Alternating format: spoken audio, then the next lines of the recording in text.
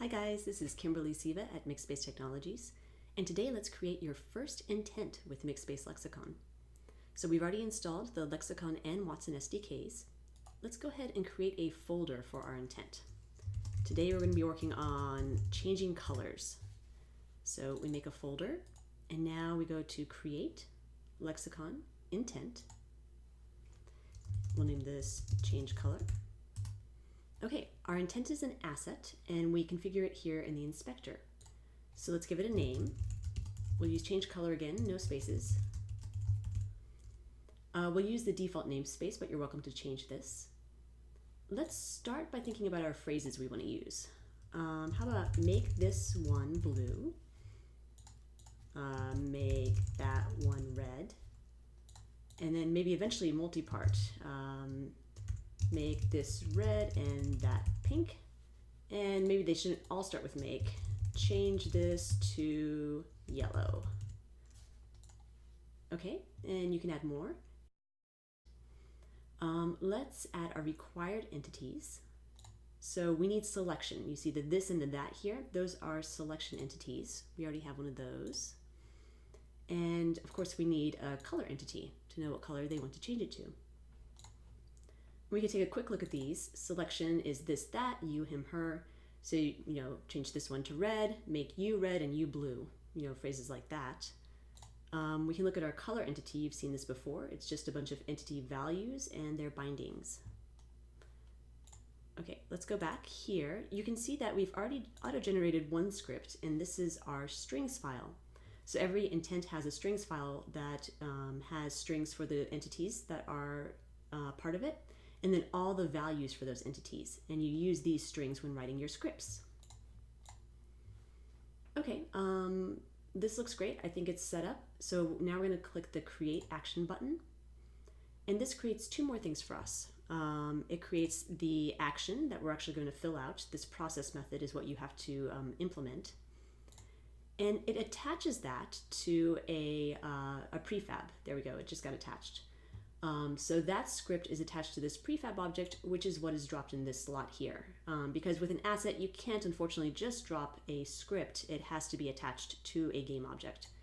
And so this is the game object that it's attached to. What happens at runtime when the user says, make this one blue, this game object, the default action, will be added to your scene, and the process method will be called. And then as long as destroy on complete is checked, that game object will be cleaned up after you have finished processing. Okay, the next thing we're going to do before implementing process is go ahead and add this to our sample workspace. Let's see, we need to add our new change color intent, and then we're going to go ahead and sync both of these, and that way while we're writing our process method, this is syncing, and when we come back, hopefully it will be done. All right, let's go back to our intent. We want to edit this action file. All right, and so we already have a handle to our strings file here, and this is stubbed out the process method. This is what we need to implement.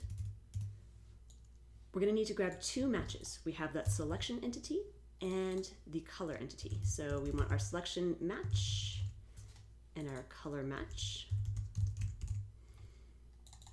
And here we need to use from our strings file the selection entity and the color entity.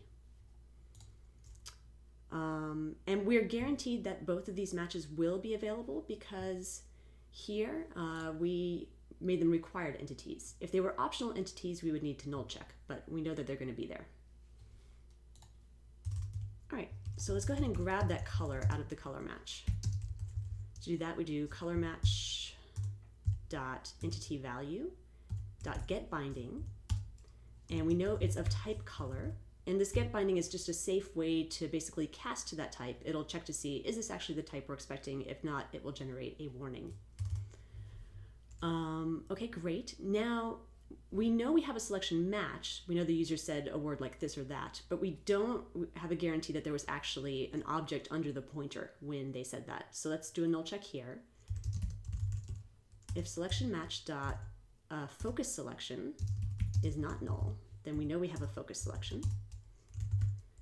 Let's go ahead and grab that focus selection, and we'll call that selected. Great. Oh, well, game object selected, of course. Okay. Focus selection dot selected object. There we go. That's right. Okay, so we have our selected object and we know the color we want to change it. So we'll do selected dot get component in children. We're looking for the renderer. Now I know there's a renderer just because of how the project's set up. You may want to null check this though. Material.color gets our color. And there's one last thing we need to do, and that's selected get component. We need to get our lexicon selectable and update the materials. And so what this is about is lexicon selectable is how we handle selection in our samples. You don't have to use this. This is just what we decided to use. It has a select and a deselect, which basically uses these cached materials.